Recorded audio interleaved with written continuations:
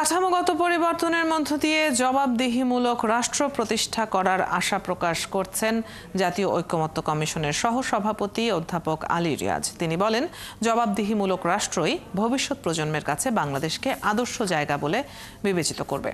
সকালে জাতীয় সংসদের এলডি হলে ভাসানী অনুসারী পরিষদের সঙ্গে সংলাপের সূচনা বক্তব্যে এসব কথা বলেন তিনি। আলী রিয়াজ বলেন, ফ্যাসিবাদের বিরুদ্ধে ঐক্যবদ্ধ থাকলে বাংলাদেশের পরিবর্তনের ধারা সূচনা করা সম্ভব। জাতীয় ঐকমত্য কমিশন এই জায়গায় অনুঘটকের কাজ করছে বলেও মন্তব্য করেন তিনি। রাজনৈতিক দলগুলোর ওই ঐক্যের জায়গায় আসতে হবে, জনগণকে এই ঐক্যের জায়গায় থাকতে হবে, তবেই এটা অর্জন করা সম্ভব বলে মনে করেন অধ্যাপক আলী রিয়াজ।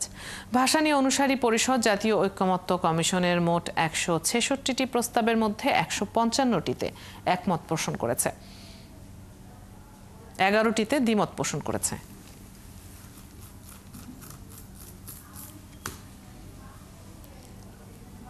যেন একটি জবাবদিহিমূলক রাষ্ট্র ব্যবস্থা থাকে, যেন এক ব্যক্তি তিনি প্রধানমন্ত্রী হন আর যাই হন না কেন আইনের ঊর্ধ্বে উঠে না যান এবং ক্ষমতার কেন্দ্রীভূত না হয়। এই লক্ষ্যগুলোকে সামনে রেখে আমরা অগ্রসর হচ্ছি।